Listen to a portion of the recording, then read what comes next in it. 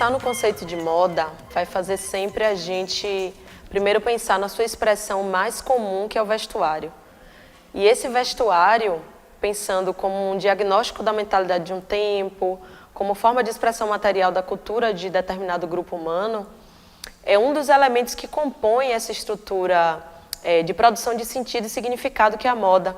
Moda é muito mais um aspecto intangível, né, que a gente tanto pode separar entre o chamado modismo, que é um termo muito pouco utilizado, mas que é muito atribuído ao conceito e ao significado de moda. Modismo como uma forma coletiva e efêmera de determinada forma de parecer, de determinada forma de se comportar, que assim vai culminar numa determinada forma de se vestir. Dentro desses processos de produção de sentido e significado, pensar em moda é pensar na modificação, né, aparente de determinados universos como a arquitetura, o desenho urbano, o desenho do nosso próprio corpo, como elementos que são integrantes de uma produção cultural e social, né, de um povo, de um grupo, de determinada classe de pessoas, enfim. Quando a gente chega a essa expressão material que é o vestuário, eu costumo dizer que, por ser uma forma muito mais objetiva, fácil e acessível de manipulação, é por meio do vestuário que essa moda primeiro se expressa. É muito mais fácil que eu modifique o uso desse têxtil, né, que é uma malha branca, e a transforme ora num vestido, ora numa calça, do que necessariamente alterar a arquitetura de um bairro. Então a gente atrela objetivamente moda a vestuário, esquecendo também de pensar que toda forma de modificar a aparência das coisas também é moda.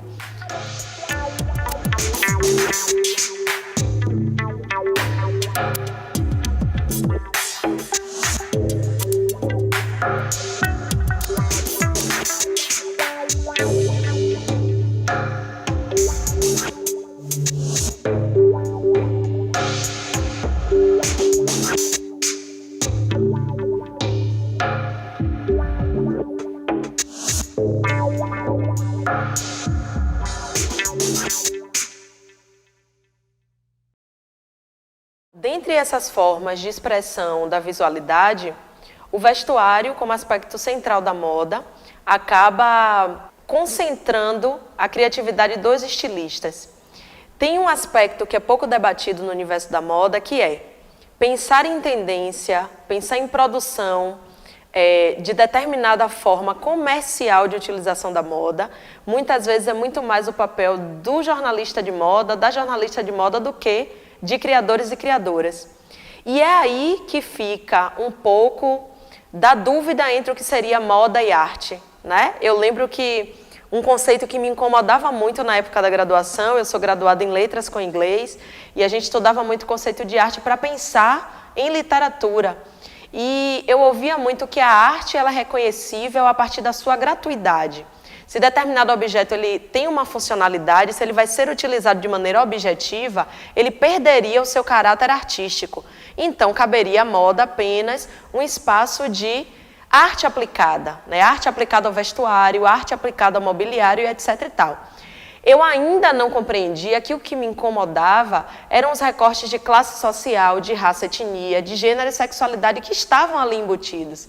Quais são os grupos humanos que têm a possibilidade de produzir algum objeto material e não utilizá-lo funcionalmente, né? Então, isso, hoje, como pesquisadora da área de estudos de gênero e diversidade, da área de teoria da moda, eu venho compreender exatamente o que me incomodava era quais são as mulheres, homens e grupos humanos, de que raça e etnia eles são, que conseguem discernir aquilo que eu uso no cotidiano, aquilo que me serve para o sustento e para o meu trabalho, e aquilo que simplesmente vai servir como adorno de uma sala, de uma galeria de arte, etc. Então eu acabo tentando, nas minhas produções e nos meus textos, desconstruir um pouco dessa separação entre moda e arte, pelo incômodo que eu tenho com essa característica ou essa conceituação de arte como objeto, entre aspas, inútil, como objeto gratuito. Por quê? O fazer manual ele é extremamente minucioso. O fazer de produção do vestuário acontece antes, obviamente, do surgimento da máquina de costura. Existem peças de roupas que foram bordadas durante 10 anos para vestir determinada rainha europeia, né? Tem uma valoração que parte de que grupo social, racial e contextual essa pessoa faz parte, a possibilidade disso ser compreendido como um objeto artístico.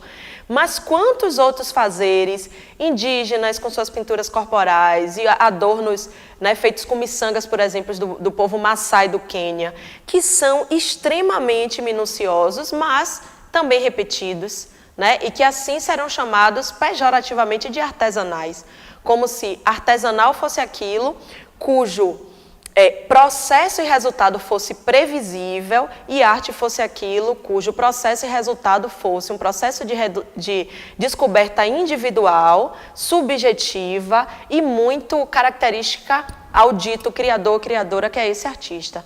Então, quando a gente pensa nas diferenças culturais, eu acabo desistindo de fazer esse discernimento, né? Porque a cada perspectiva cultural que se olha essas mesmas produções, a gente vai perceber que contexto, texto no sentido da objetividade, texto no sentido do que se escreve com aparência, advém de motivações diferentes e, consequentemente, de resultados diferentes. Nessa relação entre moda e mercado, é muito fácil para a gente compreender como é eficaz o processo de convencimento e de persuasão de que essa nova tendência da moda ou essa nova forma de se vestir é a correta do momento. A gente pode observar na história a quantidade de expressões visuais de grupos outrora subalternizados que viraram exatamente inspiração para coleções que foram para as passarelas ou que foram vestir grandes estrelas da música comercial. Desde o início do século XX, tem casos que foram documentados por alguns outros estudiosos da área de antropologia e teoria da moda que não foram muito publicizados. Mas é muito interessante a perseguição que os Ultis, né, que era um grupo de homens negros estadunidenses, sofreram na cidade em que habitavam porque utilizavam ternos feitos em lã muito colorida. Né? O problema não era a lã, o problema não era o terno multicolorido, o problema era a subversão dentro de um padrão ocidental com a assinatura de uma cultura africana. Né? Então, essa forma de vestir, ela passa a ser uma forma também de enfrentamento político, passa a ser uma forma de identificação, né, da sua cultura individual e grupal com tamanha força que isso precisava ser apagado. Esse apagamento, né, ele não necessariamente resultou numa cultura a ser comercializada, no universo comercial de moda propriamente dito, mas outros exemplos podem ser muito mais eficazes nessa contextualização, que são, também nesse mesmo contexto estadunidense, o movimento hippie, né, que já virou new hippie, hippie chique, boho, várias outras nomenclaturas que foram dadas a uma expressividade que antes era tida como subalterna, ilegal, fora do padrão, a ponto de, até hoje a gente tem um tal de um personagem hippie que não sai aí do foco das pessoas, né? Ripongo, etc. Com o movimento punk, né, na década seguinte, algo semelhante e ainda mais organizado, vamos dizer assim. Enquanto em Londres o determinado corte de cabelo fazia com que aquela pessoa dita de bem trocasse de calçada para não cruzar com aquela galera, com aquela visualidade estranha, na década seguinte, a década de 80, já virava o corte de cabelo mais caro dos salões de beleza. E até hoje, grupos musicais, sejam eles arrocha universitário, forró e etc., tem um elemento do punk, né, sejam as taxinhas ou cabelo moicano, para lhe incluir num espaço de alternativo integrado. A calça já está rasgada para você na loja de departamento. A calça já tem aparência de suja para que você não precise ter, de fato, um estilo de vida que construa aquela forma de se vestir. O tênis ele já vem velhinho, como se você já tivesse usado bastante, andado bastante de skate, feito umas trilhas, para que pareça que você, de fato, tem o chamado lifestyle, porque em moda tudo tem que ser dito em inglês, né, mesmo no Brasil, que justifique a adoção daquela forma de se vestir. Então, essas estratégias, elas são tão convincentes que a gente praticamente nem critica que aquela peça ela vem com uma marca individual que não é sua. Ela vem lhe doando uma identidade que você aperta o botão e compra. Mas é um processo também conjunto de formação à crítica de subjetividades, né? De seguir padrões e tendências que são hierarquicamente postos para lhe doar uma identidade ao invés de todo o processo, e aí eu trago o termo da moda, de confecção e bordado minucioso das aparências como uma forma de expressão da subjetividade.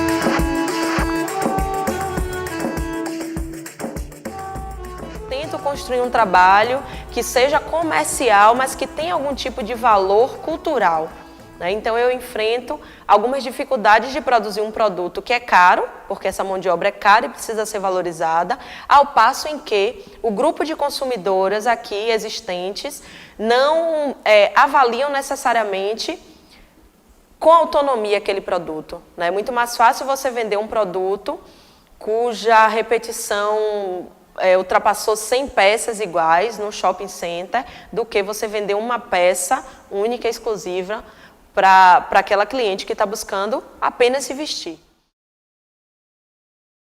Pensar em teoria da moda de maneira concomitante ao pensamento das formas de produzir coleções de moda acaba me provocando a uma reflexão de que, desde o tema escolhido para o planejamento da coleção, até a sua forma de confecção e de materialização, eles estão imbricados. Não adianta eu trazer um tema extremamente nobre, de discussão política, né, ou de beleza artística tal, e que a forma de confecção desse vestuário ela seja feia. Feia no sentido mesmo de processos de escravização, de trabalhos análogos ao trabalho escravo, que é o que sustenta muito a indústria da moda na contemporaneidade, né? Muitas marcas que têm os seus escritórios nos seus países, mas que contratam mão de obra extremamente barata de países e comunidades que precisam daquilo para sobreviver. Então, pensar moda como ativismo político, tanto no sentido dos temas, dos conteúdos e dos apelos estéticos que você aciona, como uma forma de sustentar essa maneira de produção justa e digna para as pessoas que estão, de fato, na cadeia produtiva e que são extremamente desvalorizadas, né? Existe uma hierarquia entre a estilista, aquela pessoa que cria, porque lida com questões da intelectualidade, como se estivesse extremamente superior, né? E numa relação assimétrica mesmo, àquela pessoa que costura. E o que seriam das criadoras e criadores sem as pessoas que conseguem interpretar as nossas ideias, muitas vezes loucas e sem muito sentido, né, e transformar aquilo num produto possível, transformar aquilo num produto de fato viável. Pensar nesse âmbito conceitual, né, em todas essas motivações subjetivas, políticas, né, e todos esses interesses estéticos, acaba sendo um desafio e precisa ser transformado em metodologia de projeto de design. Sem os processos de interpretação metodológica que separa a ideia em partes, esse turbilhão de ideias ele jamais vai se transformar num produto. O primeiro passo que eu utilizo é transformar essas ideias num painel semântico, ou seja, que grupo de imagens, que referências de grupos humanos e outras imagens de fotografia, cinema, nesse universo de visualidades diversas, podem direcionar o processo de criação das peças. Então, a primeira parte que é a construção do painel semântico, né, dessa construção do painel semântico, compreender como isso se relaciona com cultura, economia, política e o momento atual que o país, a cidade ou a sua comunidade está vivendo, porque o produto, para ser comercializado ou para ser entendido como um objeto artístico, ele precisa acionar, né, qualquer tipo de afinidade que as pessoas que estão vendo construam ao ter contato com aquela produção artística. Desse entendimento que a gente chama de análise do cenário de mundo, a gente vai pensar em que público-alvo está, para que público-alvo está direcionada aquela coleção. Mas pensar para que público-alvo está direcionada aquela coleção perpassa também pela construção de um briefing comercial. Eu preciso compreender qual é a gama de tecidos que eu vou utilizar para saber qual é a faixa de investimento, qual é o nível de investimento financeiro que eu vou ter que fazer para adquiri-los e para depois reproduzir aquelas peças que foram para a passarela em tecido igual ou similar, né? Qual é o tipo de investimento que eu vou fazer na pesquisa de modelagem, que técnica de modelagem será empregada, se a mulagem, que é a modelagem tridimensional, que é feita direto no manequim, onde eu consigo partir do croquis que eu fiz no papel e continuar desenhando e desenvolvendo esse modelo, ou se eu farei uma modelagem plana, que vai me dar a possibilidade depois de reproduzir de maneira bastante objetiva, cortando as partes do tecido e trazendo a reprodução das peças. Quais são os aviamentos, quais são os beneficiamentos de tecido que eu vou utilizar, bordados, estamparia, estampa corrida, que beneficiamentos de tecido vão transformar aquela peça numa peça singular e se essa singularização para a passarela, ela será reproduzida na coleção comercial ou algo similar e com custo menor, e custo significa tempo de pesquisa, significa tempo de desenvolvimento da peça piloto, que é a primeira peça, tempo de reprodução, ou seja, da costura daquela peça até que ela vire um produto ali serializado. Então, são diversos elementos a serem analisados antes de desenhar o croquis, porque uma peça comercial ela é tão difícil de ser desenvolvida e vendida como uma peça conceitual da alta costura, porque isso faz muito mais referência ao valor agregado àquela peça, ou seja, em que contexto ela foi produzida, por quem ela foi assinada, qual é o nível de fama e de visibilidade que essa pessoa que assina tem, né? Se eu exemplificar, por exemplo, a força que uma loja de departamento como a C&A, que surge no século XIX, como empresa de tecido e vira uma empresa de peças de roupa prontas, a mesma força que essa empresa tem que ter, uma marca como Dior, por exemplo, também tem. Vender o produto com a ideia da unicidade, da singularidade, é tão difícil quanto massificar. E eu, nesse meio termo, como criadora criativa, que preciso também ser comercial, para que esse comercial sustente a parte criativa, acabo tendo um desafio triplo, que é construir peças que tragam um interesse visual estético, que respeitem o acionamento político que eu pretendo por meio delas, que pode vir tanto por conta do processo produtivo, como na coleção em que eu utilizo retalhos de tecido africano, que seriam descartados por uma confecção, e pensando nas estratégias de beneficiamento de tecido, que as classes trabalhadoras tiveram que desenvolver, aprender e aprimorar para sustentar o luxo das ditas classes elitizadas e superiores, é que eu trago uma coleção onde eu penso sobre pós-colonialidade. Qual é o legado dessa colonização no nosso país? Quais são os processos também de redimensionamento e de subversão, né, que os grupos foram construindo e transformaram aquele fazer artesanal na própria identidade da sua comunidade? E como é que isso, no traço futurista, né, com todas as discussões de gênero e sexualidade que eu trago na minha marca, eu consigo colocar numa passarela só?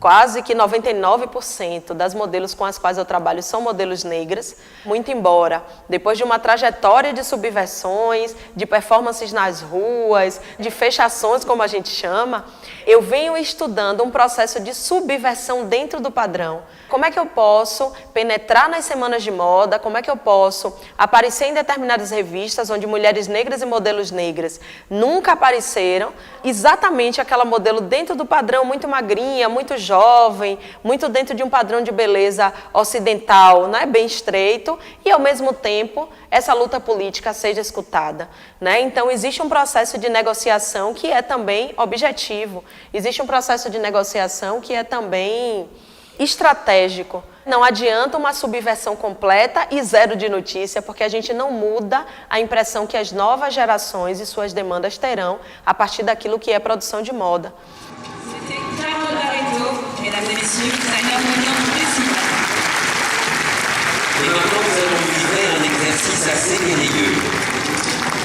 Vous savez que la Black Fashion Week a de nombreux sponsors, et derrière ces noms de sponsors se cachent des personnes.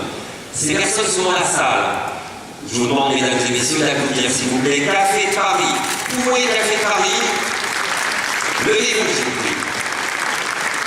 Galerie Lafayette, France 24, RFI, la francophonie, France TV, Make Forever, et bien sûr Carole Barreto, de Salvador de Bahia.